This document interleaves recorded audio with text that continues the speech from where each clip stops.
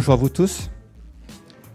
On va essayer de respecter les horaires. 14h30, on essaie de commencer sans trop de retard parce que l'après-midi est copieuse avec une conférence de M. Souder sur les mathématiciens et sur les grands calculateurs. Et puis, après cette conférence, on enchaînera avec la remise des prix du concours académique de calcul mental. Avant de commencer, un grand merci à tout le monde. Merci à vous. Merci de vous être déplacés pour cette remise des prix. Merci aux jeunes qui vont du CE1 jusqu'à la classe de terminale. Merci aux jeunes de s'être inscrits à ce concours et puis d'avoir essayé de calculer des opérations qui n'étaient pas si simples. Bravo à vous tous d'avoir été dans les 3 premiers de votre catégorie. C'est un exploit, c'est quand même les 3 premiers au niveau académique. Et l'académie est grande, hein, donc une belle performance. L'action est soutenue par nos partenaires, donc je tiens à remercier. Et je vais laisser nos partenaires prendre quelques instants la parole. Donc 4 partenaires, on a la Banque de France qui nous soutient, on a la MGEN, on a la MAE et on a la CASDEN. 4 partenaires qui nous aident et grâce à eux nous permettent d'acheter tous ces lots et on donnera aussi des cartes cadeaux FNAC pour que vous puissiez vous acheter ce que vous voulez. Voilà, donc je donne la parole à la Banque de France, et si vous voulez. Bonjour à tous. Donc, moi, je suis Christine Charrier, directrice adjointe à la Banque de France de Poitiers.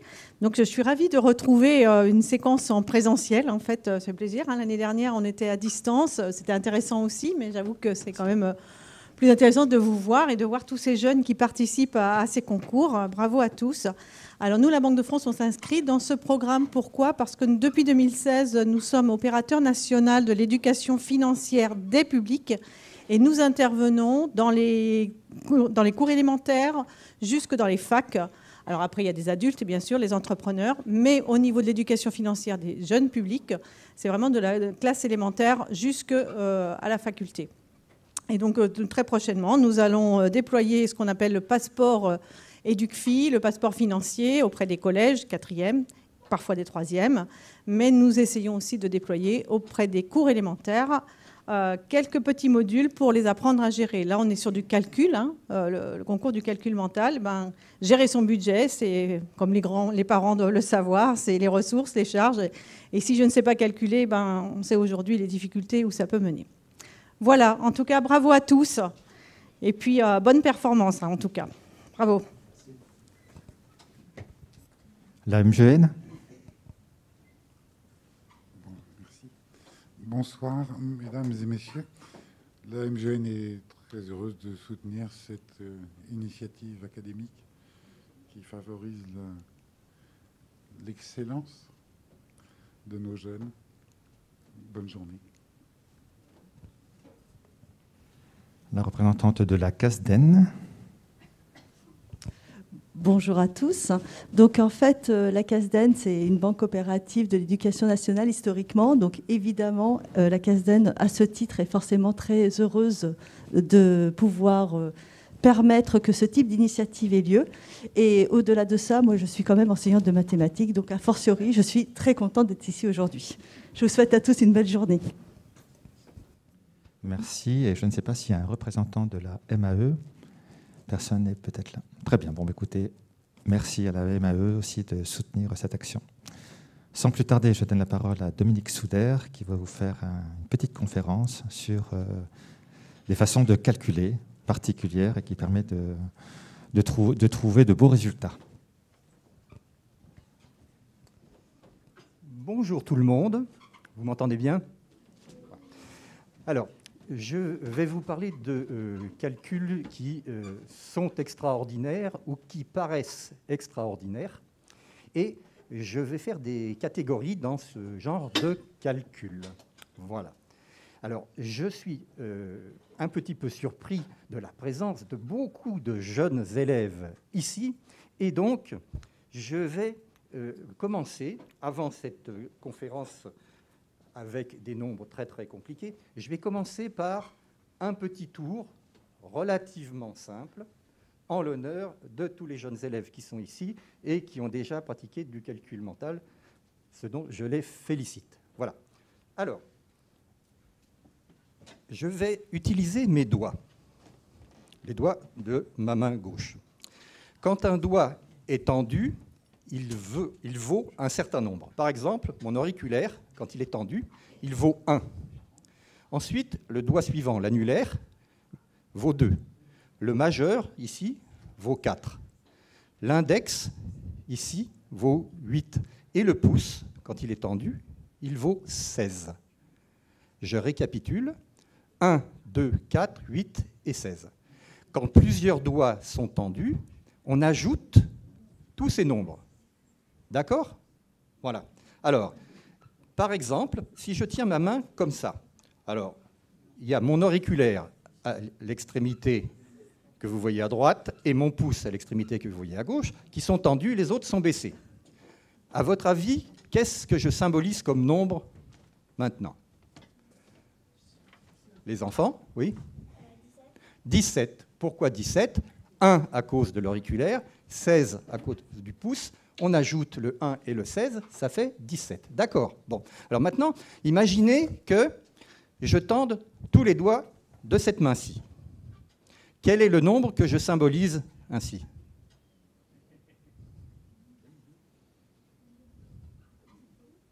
Oui? 31. Bravo. Donc, vous voyez qu'avec une seule main, je peux symboliser tous les nombres depuis 1 tout seul jusqu'à 31. Donc, par exemple, je peux communiquer à quelqu'un, par cette méthode-là, je peux communiquer le numéro d'un jour, le quantième, ça s'appelle, d'un mois, entre 1 et 31. Maintenant, imaginez qu'avec ma main droite, je compte 1 ici, 2 là, 4 là, et puis 8 ici. Si je mets seulement ces 4 doigts-là, si on ajoute 1, 2, 4 et 8, ça fait 8 et 4, 12, 14, 15, ça fait 15. Bon, j'ai largement de quoi, avec 15, j'ai largement de quoi faire moins que 15, c'est-à-dire par exemple aller jusqu'à 12. Et à 12, eh ben, ça peut me permettre par exemple de numéroter un mois de l'année. Par exemple, 1 pour janvier, 2 pour février. Si j'ajoute le 1 et le 2, ça fera 3, et je dirais que ça sera le mois de mars. D'accord? Voilà. Donc, avec mes deux mains, comme ça, je peux vous transmettre une date précise avec un numéro de jour entre 1 et 31 et un numéro de mois entre 1 et 12. Voilà. Et donc, vous, les jeunes élèves qui êtes ici, vous allez pouvoir monter un tour de magie, que dis-je, un tour de transmission de pensée entre vous et puis un copain, une copine, et puis vous allez pouvoir épater les parents ou les grands-parents ce soir. Comment vous allez faire? Eh bien, vous allez vous mettre d'accord entre deux enfants en expliquant quelle est cette tactique, et puis vous allez choisir un spectateur. Vous allez, un des deux enfants va demander au spectateur de lui glisser à l'oreille une date, comme par exemple le 22 août. Voilà.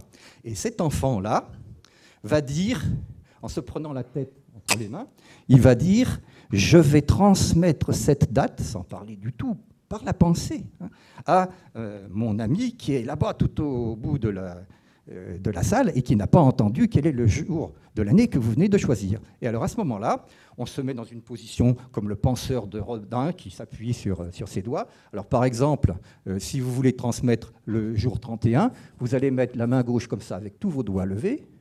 Si vous voulez transmettre seulement le jour 17, vous allez plier des doigts et puis reposer votre main gauche comme ça. Vous voyez, il n'y a plus que deux doigts visibles, le 1 et le 16, ça fait 17. Voilà. Puis alors après, avec votre main droite, vous allez symboliser le numéro du mois. Par exemple, le pouce et l'index, vous symbolisez le 1 plus 2, ça fait 3. Et comme ça, vous aurez le 17 février. Vous voyez? Mars. Voilà. Mars. Et donc, mars. Vous avez raison. Mars, le 17 mars. Très bien. Voilà. Et donc, le copain, le compère, le magicien compère qui est là-bas, quand il voit les doigts de l'autre enfant, il peut revenir triomphant et dire « j'ai deviné, il m'a transmis par pensée la date du 17 mars ». Voilà, un petit tour à refaire chez vous, les enfants, et qui fait utiliser le calcul mental. Et puis en plus, vous savez, ça me réjouit bien ce genre de tour, parce qu'on fait des maths en famille, on s'amuse avec, ça rend les maths sympathiques, et pour un prof de maths, ça c'est très très important. Voilà. Alors, c'était un petit tour en l'honneur de nos jeunes calculateurs. Et alors maintenant, on va commencer avec une conférence un petit peu plus compliquée. Et je vais donc vous exposer 3 genres de calculs différents. Alors, dans un premier temps, je vais vous parler de calculs qui peuvent paraître extraordinaires, mais qui sont réalisables par n'importe quel élève de collège, avec qui on a bien réfléchi, à qui on a bien expliqué, et qui s'entraîne un tout petit peu. Voilà. Bon. Et puis, après, je vais vous parler de calculs vraiment étonnants par des gens qu'on appelle des calculateurs prodiges et dont l'histoire regorge. Voilà. Il y aura quelques illustrations, je développerai cela. Et puis enfin, je vous parlerai d'une 3e catégorie de calculs qui peuvent paraître incroyables. Ce sont des calculs réalisés par des magiciens mentalistes, c'est-à-dire des gens qui ne sont pas vraiment des calculateurs prodiges, mais qui ont quand même quelques capacités de calcul et qui arrivent à faire croire qu'ils sont des calculateurs prodiges, alors que pour eux, le travail est finalement plus simple que ce qu'il apparaît. Voilà. Donc, je vais détailler les 3 genres de calculs et on va passer avec le fichier Word, s'il vous plaît, pour donner quelques exemples. Voilà, donc on passe les premières pages. Voilà. Alors, stop. Voilà. Là, vous avez une affiche qui doit dater de la fin du 19e siècle et qui parle d'une représentation au théâtre Robert Houdin sur le boulevard des Italiens à Paris, intermède tous les soirs à 9h30. Et la personne qui intervenait était un enfant qui s'appelait Jacques Inaudi. Et alors, c'est un des calculateurs prodiges, on peut monter un petit peu, c'est un des calculateurs prodiges les plus célèbres. Et donc, il est marqué sur cette affiche, calculateur prodige de 11 ans, dès l'âge de 11 ans, il officiait, ce garçon, il était peut-être un peu exploité financièrement, mais en tout cas, il avait des qualités, voilà.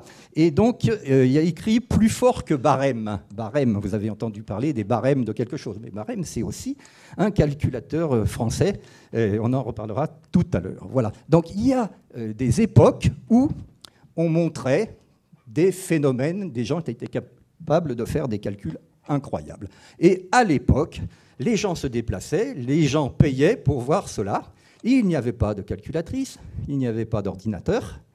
Les vérifications étaient souvent très très compliquées et le temps de vérifier était très très souvent beaucoup plus long que le temps que mettait le calculateur prodige à trouver le résultat, sans compter toutes les erreurs qui pouvaient se passer. Voilà. Alors on continue et on va aborder donc des calculs réalisables par un collégien. Et puis, à la fin de la séance, j'essaierai de vous faire quelques exploits personnels de calcul et je vous demanderai, à votre avis, comment je fais. Enfin, voilà. Alors, on avance et on va voir. Voilà, on continue. On continue. Voilà. Alors, un premier exemple de calcul que n'importe quel collégien peut réaliser. Il s'agit de calculer le carré d'un nombre qui se termine par 5. Le carré, ça veut dire multiplier un nombre par lui-même. Par exemple, le carré de 75, c'est 75 multiplié par 75. Ben, le résultat, c'est le carré de 75 est égal à 5625, et ce résultat peut être trouvé instantanément quand on connaît un truc. Voilà, un truc mathématique qui s'explique très facilement, on va le voir après.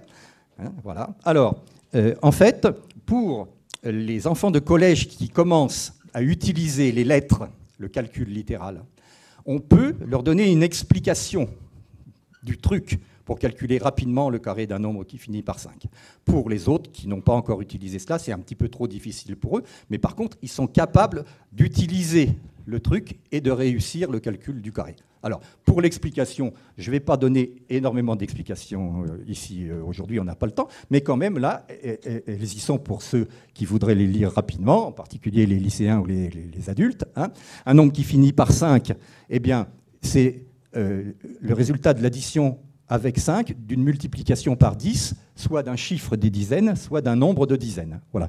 Et quand on calcule le carré d'un nombre comme ça, après des simplifications, on aboutit à une forme du résultat qui est d, c'est le chiffre des dizaines ou le nombre de dizaines, multiplié par d plus 1, multiplié par 100, et après plus 25. Concrètement, ça veut dire que, par exemple, quand vous voyez 75 à mettre au carré, vous prenez le 7, qui est le chiffre des dizaines, vous le multipliez par 1 de plus, c'est-à-dire 8, donc vous faites 7 fois 8, 56. Et puis après, sur votre droite, vous rajoutez un 25 après, d'où le résultat 56, 25. Voilà. Si vous faites la même chose avec le calcul du carré de 105, il y a 10 dizaines de comprises. Donc D, c'est le nombre de dizaines, c'est 10.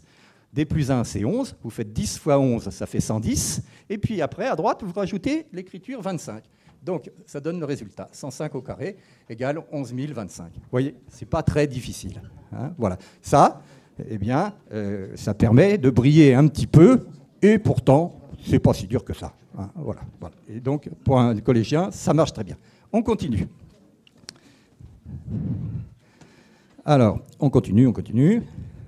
Voilà. Alors, maintenant, on va parler de racine carrée. Alors, si on prend le carré de 5, on trouve 25. Le procédé inverse à partir de 25, qui consiste à retrouver 5, ça s'appelle calculer la racine carrée. La racine carrée de 25, c'est 5. Voilà. Et donc, on peut faire des tours de calcul qui donnent comme résultat la racine carrée d'un nombre, d'un carré qui a été calculé au préalable. Par exemple, on vous donne 49 et vous dites la racine carrée, c'est 7, parce que 7 fois 7, ça fera 49. Bon, alors, pour des très très grands nombres, eh bien, il est possible de faire ce genre de calcul de façon brillante, alors que ce n'est pas si difficile que ça. Alors, on va avancer. Voilà. Je vais vous donner un exemple. On avance encore. Voilà. On avance. Voilà. Alors, par exemple, un spectateur a été invité à choisir un nombre entier à 2 chiffres. Bon, je vous le dis tout de suite, il a choisi 72. Bon. Donc, il a calculé le carré de 72, et puis il dit au magicien ou à l'enfant qui est là, combien fait le résultat de 72 au carré. Alors, il lui dit 5184. Et là, l'enfant est capable de retrouver la racine carrée de 5184, qui est un nombre entier. Ça tombe juste. Hein, c'est un tour qui ne réussit que si ça tombe juste. Voilà. Alors, comment faire ? Eh bien, pour cela, il faut étudier ce qui se passe quand on met au carré les chiffres des unités. Alors, il y a des nombres qui, au carré, donnent le même chiffre des unités. Le 0, un nombre qui finit par 0, son carré finit par 0. Un nombre qui finit par 1, son carré finit par 1, etc. Il y a des chiffres sympas. Le 5 aussi. Quand ça finit par 5, le carré finit par 5. Quand ça finit par 6, le carré finit par 6. Il y a des nombres sympas comme ça.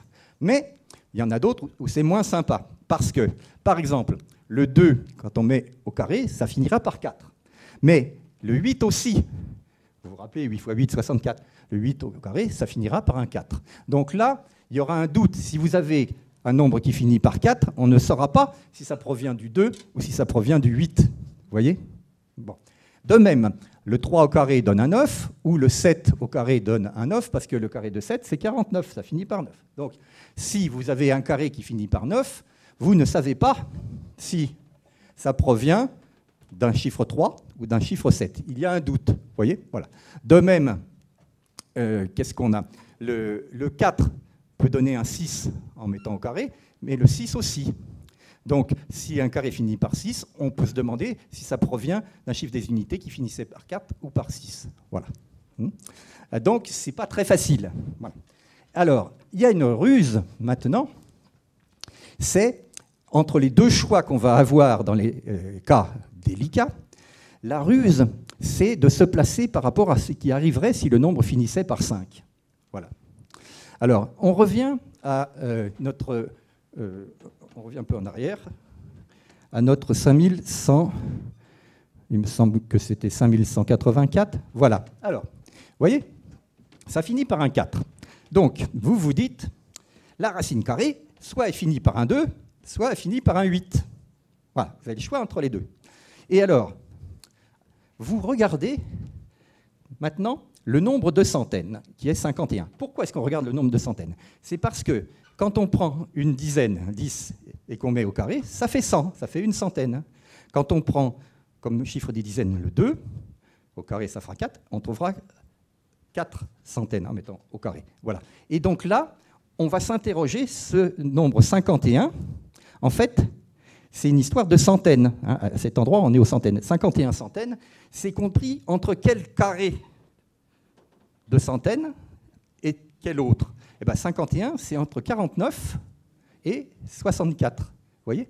Bon, alors, on va se dire que c'est plutôt un 7. 7, ça permet, avec 49, de taper en dessous de 51, tandis que si c'était un 8, 64, ça serait trop grand. On dépasserait ce 5100, etc. Donc, ça y est, on a trouvé le chiffre des dizaines, ça va être un 7. Mais on est toujours dans le doute entre le 2 et le 8. Pour lever le doute, eh ben, on va faire un essai avec le 5.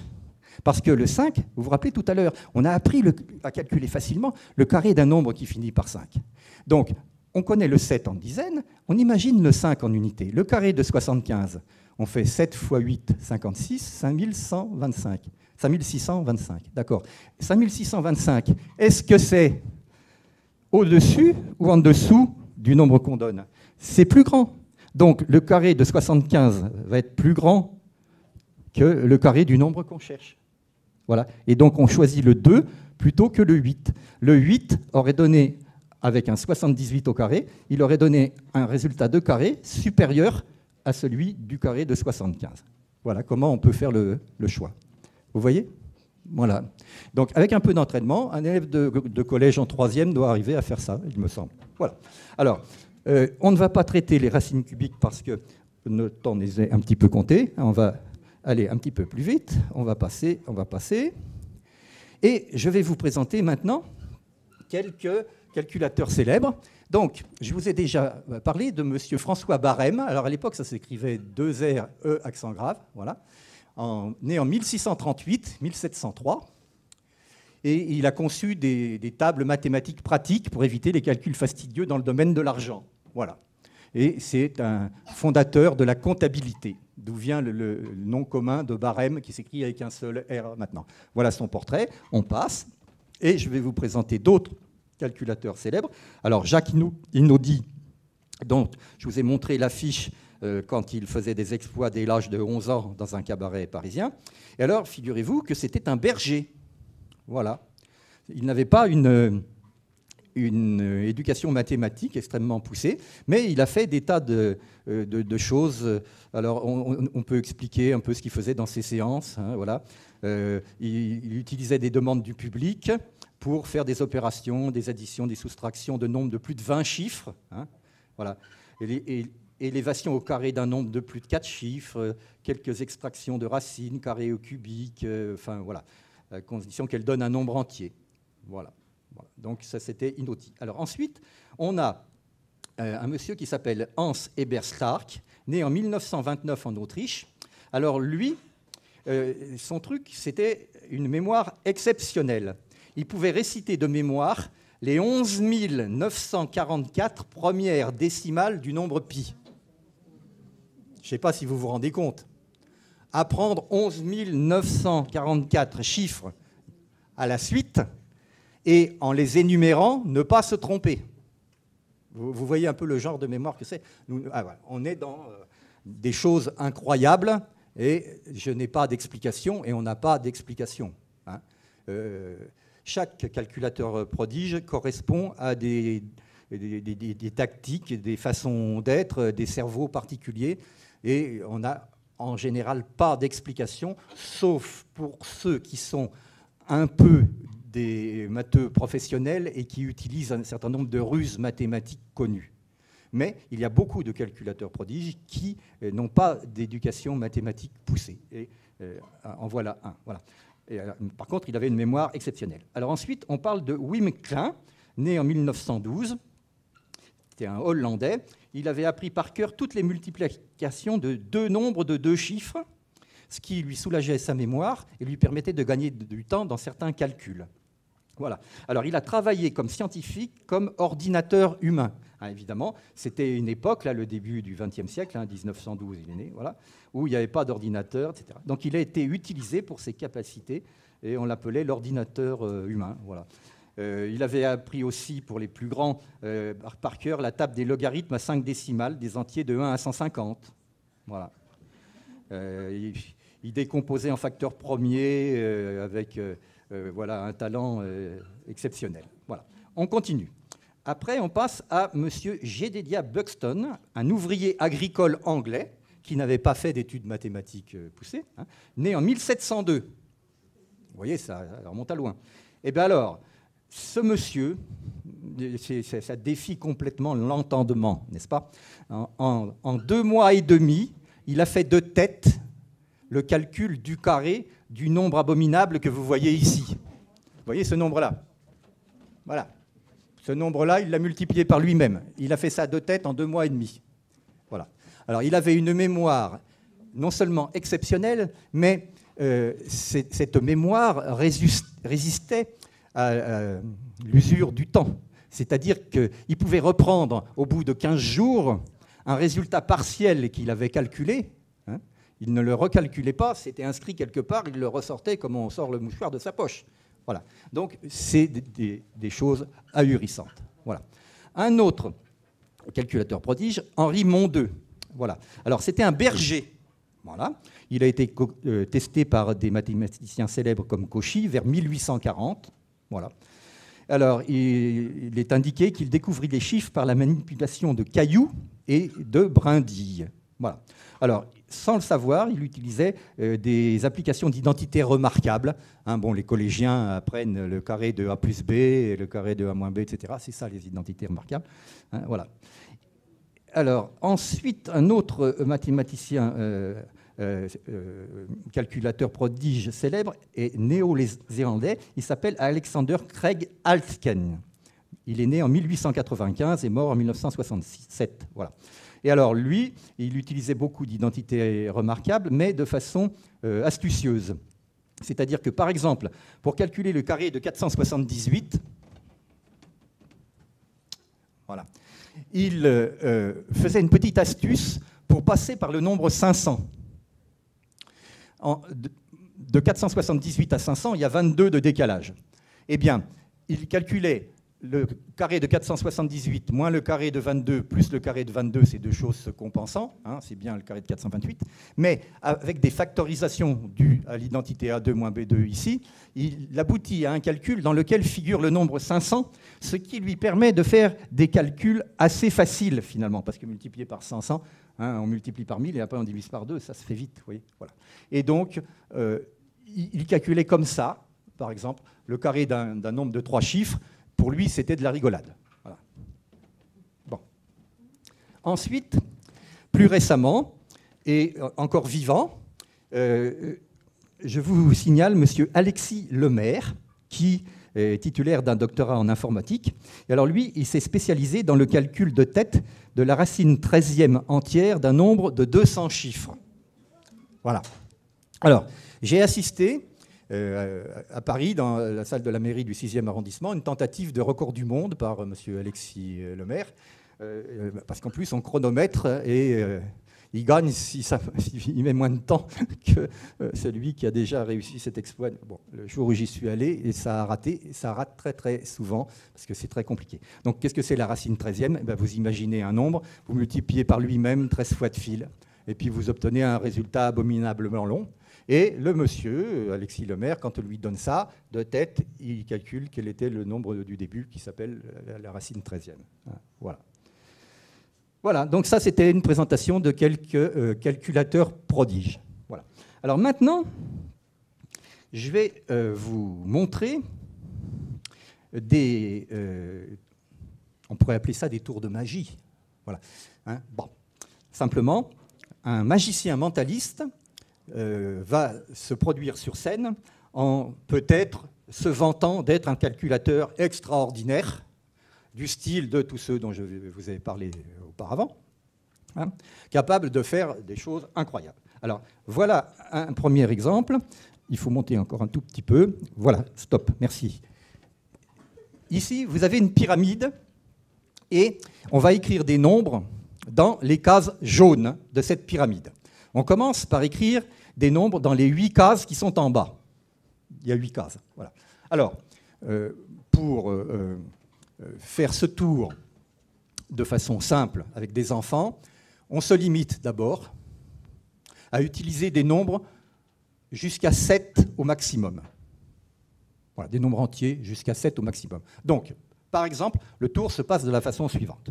Un spectateur est invité à imaginer des nombres dans les 8 cases qui sont là. Le spectateur écrit ce qui lui passe par la tête, du genre 3, 4, 1, 7, 6, 2, 5, 4. Voilà. Bon. Ensuite, le spectateur va devoir faire des calculs pour monter depuis la base de la pyramide jusqu'au sommet de la pyramide par une tactique qui est la suivante. Un nombre repose sur 2 cases, toujours. Eh bien, le nombre qui est là, qui repose sur 2 cases, doit toujours être le total des 2 nombres des 2 cases qui sont en dessous.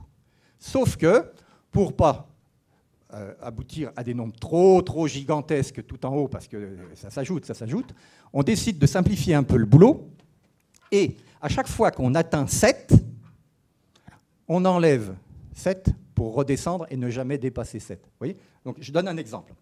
Par exemple, ici, il y a un 7, et puis là, il y a un 6. Si j'ajoute le 7 et le 6, normalement, je dois écrire 13 dans la case qui est là. D'accord ? Bon, eh ben, c'est trop grand, on simplifie, on enlève 7. Hein, voilà. Dès que ça dépasse 7, on enlève 7. Et donc, au lieu d'écrire 13, ce qui serait conforme à la logique d'additionner, eh ben, on va faire 13 moins 7, donc on va écrire aussi un 6 à cet endroit-là. Voilà.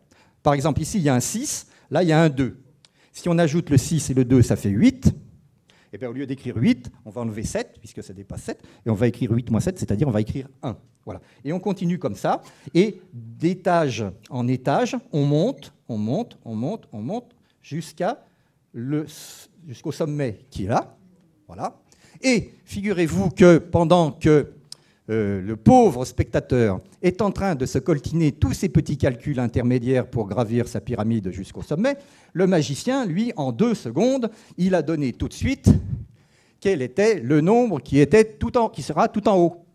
C'est-à-dire que le spectateur a à peine fini d'écrire les 8 nombres du bas que le magicien écrit en haut, ça sera un 7, ou un 0 si on enlève 7 moins 7 égale 0. Voilà. Voilà. Donc c'est un genre de tour qui peut permettre de dire « Voyez comme je compte vite, voyez comme je suis extraordinaire ». Bon, mais c'est pas vrai. Il y a un truc, voilà. C'est un truc de magicien mentaliste, hein, pour se faire passer pour plus savant qu'on ne l'est. Voilà. Alors, quel est le truc ? Eh bien, on va expliquer tout. Voilà. Alors là encore, merci, là encore, pour pouvoir comprendre ça, il faut avoir appris ce que c'est que le calcul littéral. Et donc, on commence 4e, 3e à manipuler les lettres, mais ça permet après de comprendre plein de choses. Voilà. Alors, les nombres qui sont dans les 8 cases du bas, le spectateur peut les choisir vraiment n'importe comment. Comme il peut prendre n'importe quoi, eh bien, on va désigner les valeurs de ces cases par des lettres. Chaque lettre, A, B, C, D, E, F, G, H, pouvant valoir n'importe quoi. D'accord ? Voilà. Et alors, on calcule de case en case, en montant, quels sont les résultats. Et donc, dans chaque case, il y a des additions entre lettres. Et puis, quand on arrive tout en haut, on a... Il faut baisser un tout petit peu, s'il vous plaît. Voilà. Quand on arrive tout en haut, on a une formule qui permet, à l'aide de toutes les valeurs des cases du bas, de savoir combien il y aura en haut. Alors, c'est une formule compliquée. C'est A plus 7B plus 21C plus 35D plus 35E plus 21F plus 7G et plus H. C'est-à-dire qu'on utilise bien les 8 valeurs qui ont été choisies par le spectateur. Mais, il ne faut pas oublier que dans mon truc, là, à chaque fois qu'on atteignait 7, eh ben, on avait le droit d'enlever 7 pour que ça ne dépasse pas. D'accord ? Et donc, quand on ajoute 7 fois quelque chose, ça ne sert à rien. On peut les enlever, les multiples de 7. Ça, hein, voilà. Et donc, quand vous voyez 7B, c'est un multiple de 7, donc ça ne compte pas. Donc, on n'a pas besoin d'utiliser B. Quand vous voyez 21C, comme 21 fait partie de la table de 7, 21 c'est 3 fois 7, le 21C, on n'en a pas besoin dans notre calcul. Et puis après, le 35D, ah ben 35, c'est 7 fois 5, c'est encore dans la table de 7. Donc en enlevant des 7, le 35D, on peut le faire partir. Donc le D ne sert à rien lui non plus. Et puis alors après, le 35E, c'est la même chose à cause du 35, ça compte pour rien. Le 21F non plus, le 7G non plus. Qu'est-ce qui reste finalement? Qu'est-ce qui compte? Uniquement le A tout seul du début, et puis le H tout seul de la fin.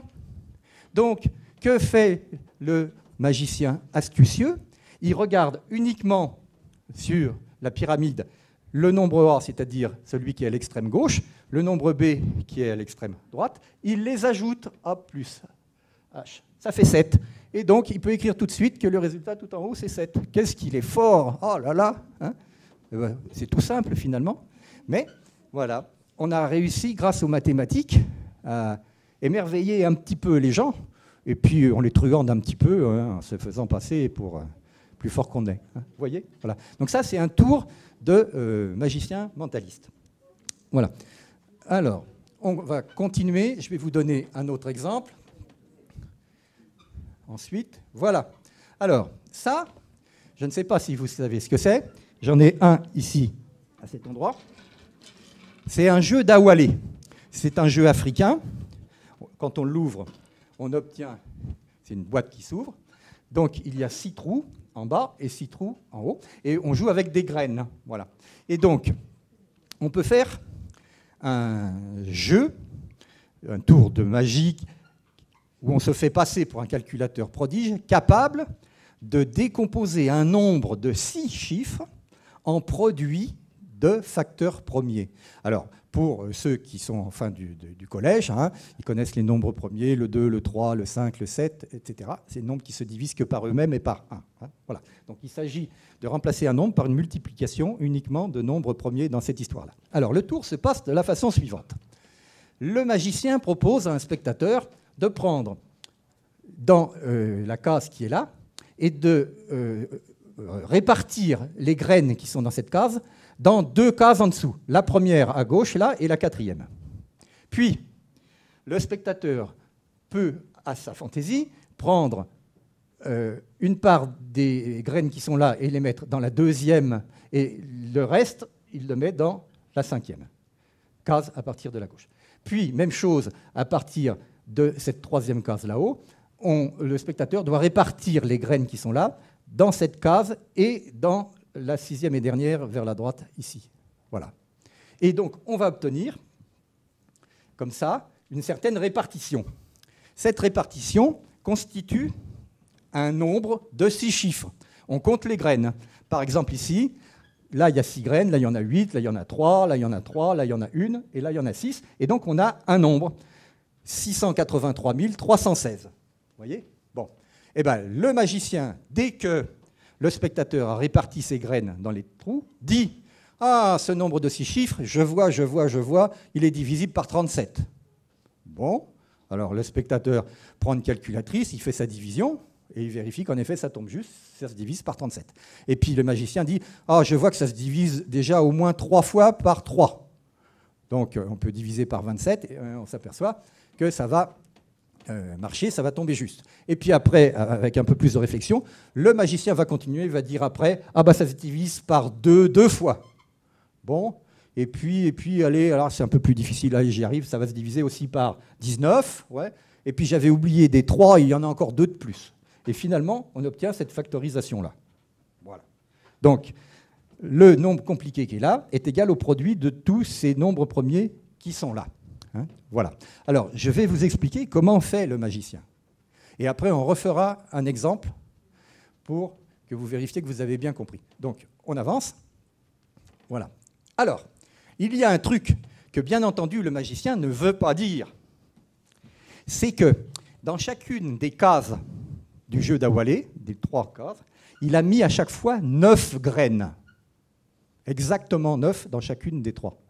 Et donc, en faisant répartir les graines dans les trous, eh bien, on a, par exemple, dans le trou de gauche, s'il y a A graines, A étant le nombre de graines à cet endroit, il y en a 9 moins A dans le 4e trou. S'il y a B graines dans le 2e trou à partir de la gauche, il y en a 9 moins B dans le 5e. S'il y a C graines dans le 3e à partir de la gauche, il y en a 9 moins C dans le 6e. Autrement dit, les nombres qui sont fabriqués en répartissant les graines, comme ça, ces nombres-là ne sont pas des nombres, je vais dire, quelconques. Ce sont des nombres qui ont une forme particulière, vous voyez ? Et quand on fait un petit peu de calcul littéral, là encore, il faut aller au fin du collège, hein, ces nombres-là, on peut les calculer comme ça. Là, c'est la position des unités, des dizaines, des centaines, des milliers, des dizaines de milliers, des centaines de milliers. Donc ce nombre-là, il vaut A multiplié par 100 000. Et puis, il vaut B multiplié par 10 000, et puis C multiplié par 1000, 9 moins A multiplié par 100, 9 moins B multiplié par 10, et 9 moins C fois 1. Et donc, ça donne ce nombre compliqué-là. On fait des simplifications de calcul, et on s'aperçoit qu'on peut faire une factorisation. Et donc, le résultat, c'est-à-dire le nombre qui est proposé, finalement, il vaut toujours 999 fois quelque chose. Or, il se trouve que 999, c'est le résultat de 37 fois 27, c'est-à-dire aussi 37 multiplié par 3 au cube.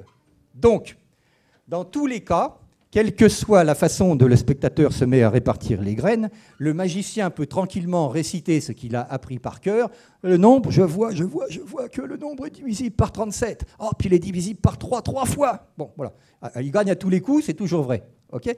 Mais il lui reste un petit peu de boulot quand même. Il faut continuer. Alors, qu'est-ce qu'il faut pour continuer ? Eh bien, il y a un autre nombre en produit, c'est le nombre qui vaut 100A plus 10B plus C plus 1.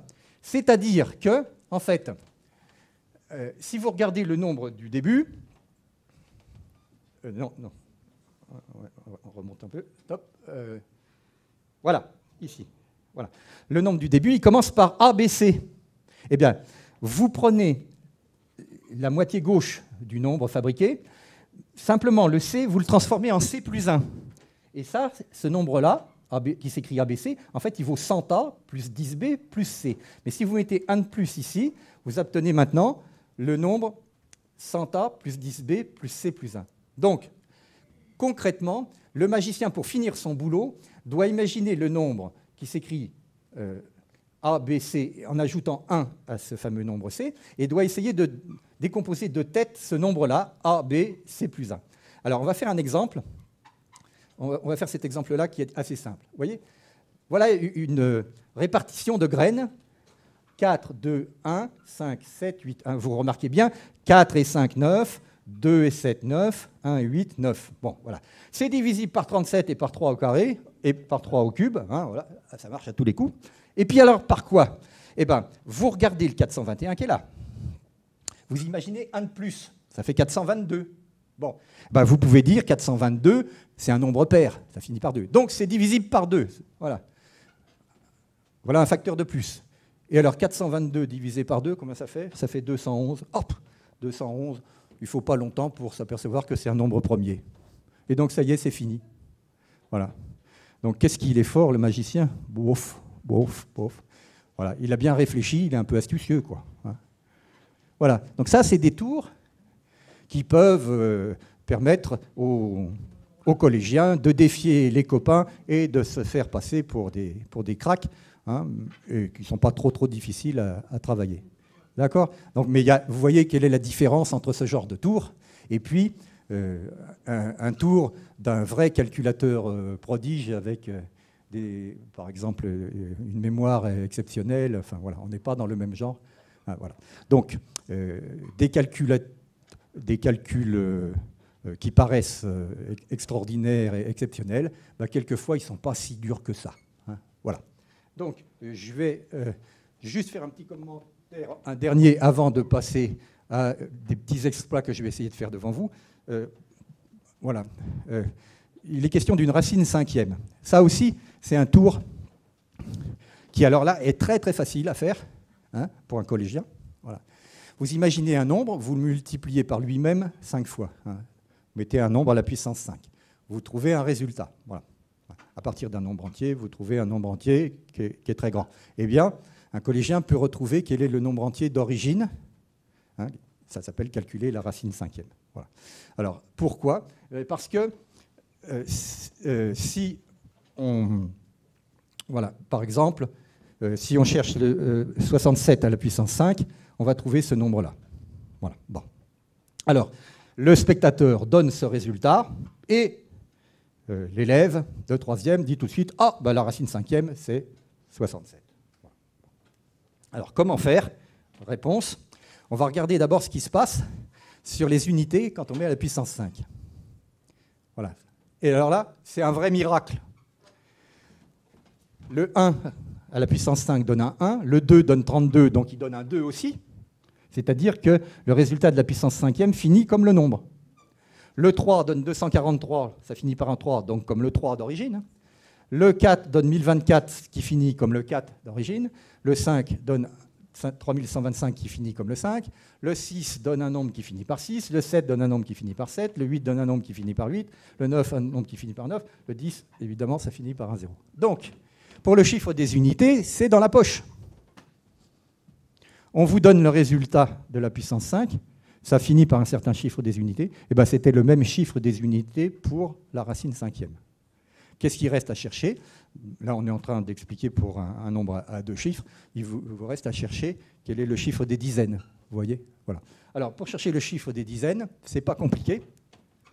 Il faut penser qu'une dizaine, quand on la met à la puissance 5, hein, voilà, 10 à la puissance 5, ça va donner 100 000.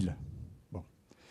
2 dizaines à la puissance 5, ça va donner, le 2 c'est 32, ça va faire 32, puis après, il va y avoir les 5 zéros. Hein, voilà. Donc, en fait, on va chercher combien il y a de centaines de mille dans le résultat. Voilà. Alors, ici, pour ce nombre-là, il faut chercher où se trouvent les centaines de mille. Alors, unités, dizaines, centaines, milliers, centaines de mille. On se place à cet endroit-là et on regarde combien il y a de centaines de milliers comprises dans le résultat. La réponse est ici 13 501. Et bien, ce 13 501, on va chercher où il se trouve dans ces résultats-là. Le 13 000 et quelques, c'est entre 7 000 et quelques et entre 16 000 et quelques. Donc, il est par là. S'il est par là, c'est que le chiffre des dizaines, c'est un 6. Voilà. Vous avez casé votre nombre de centaines de milliers dans les intervalles qui sont ici. Ça vous permet de trouver le chiffre des dizaines, c'est un 6. Et comme le chiffre des unités, vous l'avez repéré tout de suite, c'était le même que le chiffre des unités du résultat, vous avez 67. Voilà. Comme quoi, la racine cinquième, c'est encore plus facile à calculer que la racine carrée. Hein. Il y a des choses qui surprennent parfois. Voilà. Alors, maintenant, eh ben, je vais essayer de faire... Alors, je vais essayer de trouver 3 exploits. Voilà. Et puis, il faudra vérifier. Alors, on a un tableur Excel. On espère que ça va marcher pour la vérification. Alors, les 3 exploits, je vais essayer de calculer une racine carrée gigantesque. Et puis après, un angle dont on donnera le cosinus. Et puis à la fin, un nombre dont on donnera le logarithme népérien. Voilà. Alors, pour la racine carrée, il va être question d'un nombre de 13 ou 14 chiffres. Vous vous rappelez tout à l'heure, hein, on a fait la racine carrée d'un nombre de 4 chiffres. Là, il y en aura 13 ou 14. J'ai chaud. Hein. Voilà. Bon, mais ce n'est pas tout. Tout à l'heure, on prenait des nombres entiers. On les élevait au carré. Et donc la racine carrée, ça tombait juste. Et bien là, ça ne va pas être le cas. C'est-à-dire que, en fait, je vais vous donner la racine carrée, je vais essayer de vous calculer la racine carrée, avec 10 chiffres, 7 à gauche de la virgule, 3 après, mais ça sera une valeur arrondie, plutôt tronquée. Ça ne sera pas une racine carrée qui tombe juste. Vous voyez ? Donc je ne peux pas me repérer sur le chiffre des unités, comme ce que je vous ai expliqué tout à l'heure. D'où l'exploit. Voilà. Bon, alors, je vais demander à un spectateur de choisir un nombre. J'ai prévu des listes de nombres. J'en ai prévu 90. Alors, on avance sur le fichier Word, s'il vous plaît. Pas sur le Excel pour l'instant. Sur le fichier Word. Voilà. Alors, on avance, on avance, on avance, on avance, on avance. C'est beaucoup plus loin. Voilà. On avance. Voilà. Alors, top. Voilà. Donc, vous voyez, j'ai fait une liste de 90 nombres. Les numéros des lignes sont ici à gauche. Voilà. Et à droite, il y a le fameux nombre que le spectateur va me donner et que moi, de tête, je vais essayer de traiter pour trouver sa racine carrée avec 7 chiffres à gauche de la virgule et 3 chiffres après la virgule. Voilà. Bon. Alors, comme je vous ai dit tout à l'heure qu'il y avait des gens fabuleux qui étaient capables de se rappeler 11 000 décimales du nombre pi, il est possible que vous vous disiez, il y a eu le confinement il n'y a pas très très longtemps, on a vu à la télé qu'il y avait des gens qui avaient appris le piano pendant le confinement et qui jouaient comme des dieux. On a vu des gens qui avaient appris des langues pendant le confinement et qui parlaient remarquablement. Voilà. Alors peut-être que devant vous, il y a quelqu'un qui a développé sa mémoire et qui a appris pour 90 nombres de 13 ou 14 chiffres, a appris les résultats de la racine carrée de ces 90 nombres avec 10 chiffres significatifs. Peut-être que la personne qui est devant vous a développé une mémoire extraordinaire pendant le confinement où il s'embêtait beaucoup. Ouais. Bon, c'est possible. Hein. Et je vais vous laisser l'incertitude parce que je ne vous expliquerai pas comment je fais à la fin. Mais ce qui m'intéresserait, c'est de savoir ceux qui pensent que j'y arrive parce que j'ai cultivé une mémoire exceptionnelle ou qui pensent que j'y arrive parce que, tel un berger, je peux répartir sur mes doigts de pied, sur mes phalanges de doigts de pied, sur mon bras gauche, mon bras droit, des chiffres, et puis m'en sortir comme ça. Ou bien si vous pensez que je suis un prof de maths un peu astucieux, un peu magicien sur les bords, qui a un truc, mais que le truc il est très compliqué, qu'on ne comprend pas tout de suite. Enfin, voilà. Ça m'intéresserait de savoir ce que vous pensez à la fin. Voilà. Bon. Alors, je retarde l'échéance, là, mais il va falloir que je me lance. Hein. Alors, monsieur, s'il vous plaît, je vais vous demander de penser, vous ne me le dites pas, hein, vous allez penser à un nombre entre 1 et 90. Je vais vous donner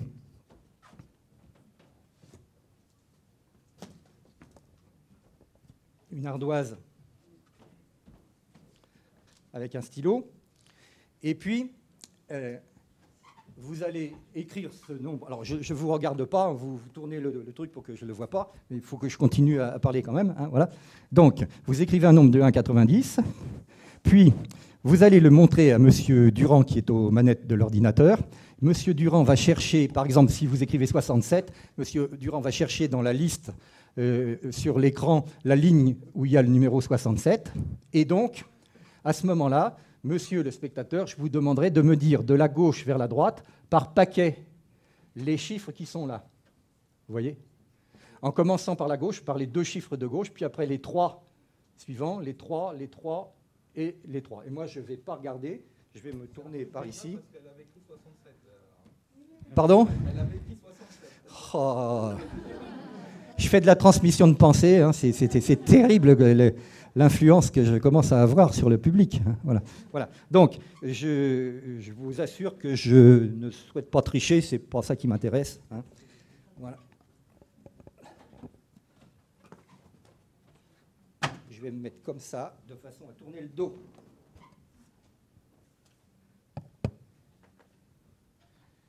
et à ne pas voir ce qu'il y a sur l'écran. Je vais essayer de me concentrer quand même un petit peu. Hein. Sans ça, ça ne marchera pas.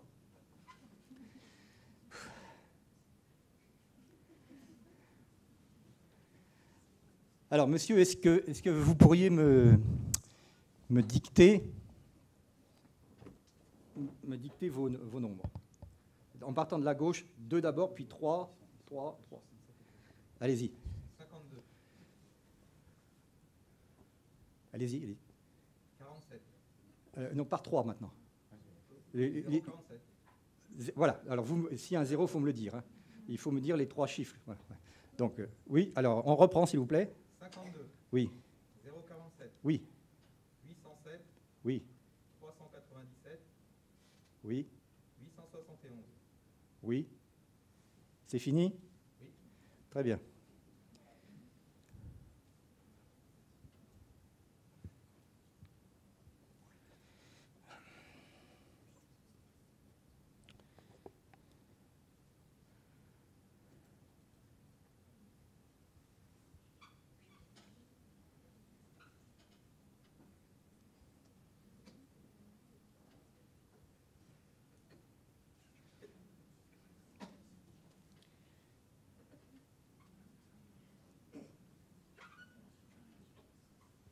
Bon, alors je pense que le résultat est ce nombre-là. Et alors, monsieur Durand va essayer de vérifier avec la...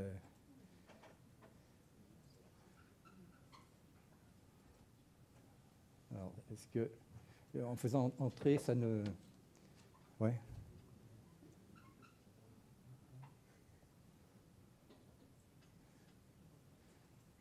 Et en mettant la petite taille, voilà. Il faut, ouais. En tapant entrée, est-ce que ça s'affiche le résultat ou pas? Il n'a pas pris. Bon, il n'a pas pris. Alors, en effaçant les lignes d'avant, en tapant à la place sur les lignes d'avant, par exemple sur cette ligne-ci.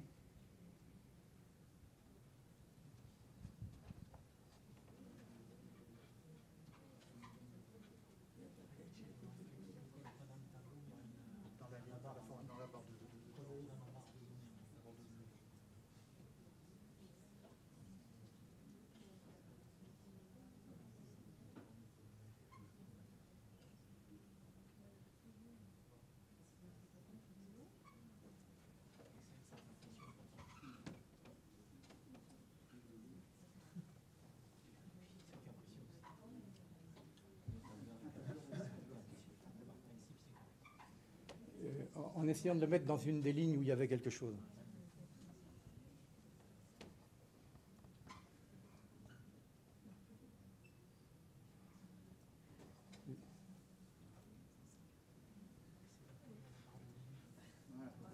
Alors, je ne sais pas si vous voyez, mais je ne me suis pas trompé.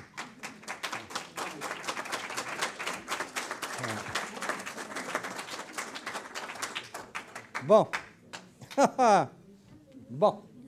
Alors, deuxième exploit. Peut-être. C'est l'heure? Non, j'ai encore. Alors, petit dernier.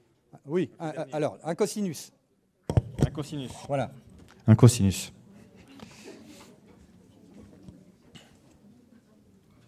Alors, on revient sur... voilà. Alors, les racines cubiques, on n'a pas le temps de les faire. Et on va passer au cosinus. Alors, une seconde. Bon, alors, nos jeunes ne connaissent pas ce temps-là, mais bon, comme vous avez vu, j'ai des cheveux blancs.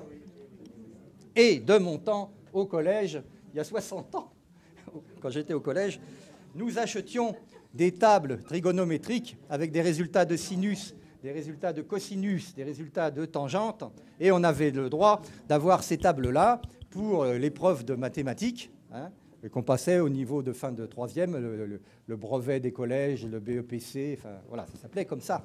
Voilà. Et puis après, On n'aura pas le temps de le faire, mais j'ai un tour aussi avec des logarithmes népériens. Et à l'époque de la terminale, on avait un livre comme ça, des tables de logarithmes. C'était un livre passionnant, il n'y a que des chiffres. N'est-ce pas? Vous voyez, voilà, avec des résultats de logarithmes népériens, de logarithmes décimaux. Voilà, c'était le temps où il n'y avait pas d'ordinateur, pas de calculatrice, et on devait se débrouiller avec ces tables-là. Voilà, bon, alors on revient à nos moutons. Et donc, je vais demander à une dame de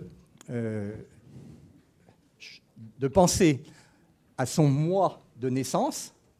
Par exemple, si c'est janvier, elle va penser le mois, uniquement le mois. Si c'est janvier, elle va penser à 1. Si c'est le mois d'août, elle va penser à 8, etc. Donc je vous laisse l'ardoise. Voilà. Et puis vous allez écrire un nombre entre 1 et 12 qui correspond à votre... Voilà. Vous pouvez le montrer à tout le monde. Je ne vais pas regarder.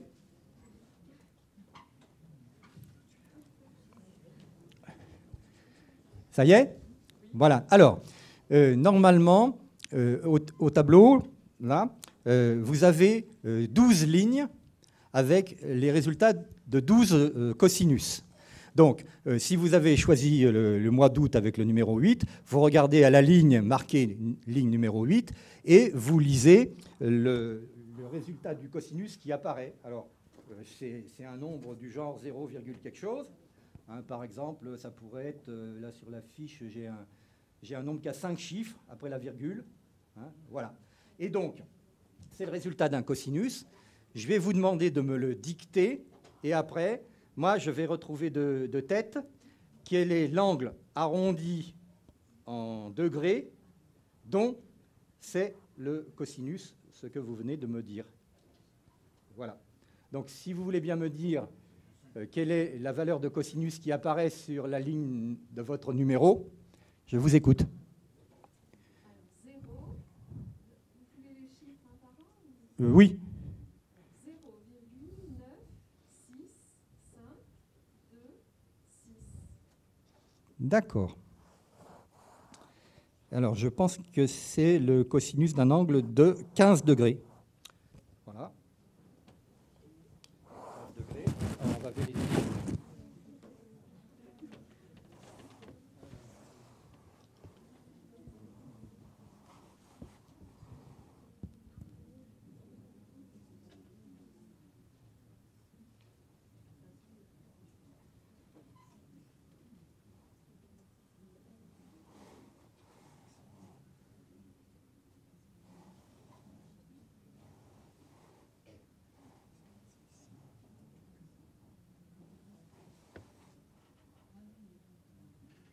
Voilà.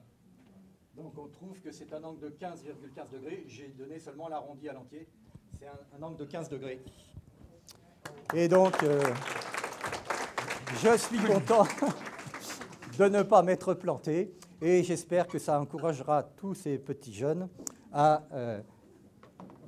faire des calculs pour leur plaisir, pour épater les copains. Et alors... Je vais devoir vous couper parce qu'on est... Voilà, on arrête. Hein. J'ai quelques feuilles là. Ceux des parents qui voudraient émettre un avis pour savoir si j'ai fait ça parce que j'ai une mémoire extraordinaire ou parce qu'il y a juste 2 croix à mettre dans le fond. Ceux qui voudraient peuvent venir prendre une feuille auprès de la dame en rouge là. Voilà. Donc je vous remercie beaucoup pour votre attention. Vous avez été très patients. Et j'imagine que vous êtes maintenant enthousiaste à l'idée de recevoir les cadeaux pour votre participation réussie à ce concours de calcul mental. Merci à vous. Un grand merci pour cette conférence.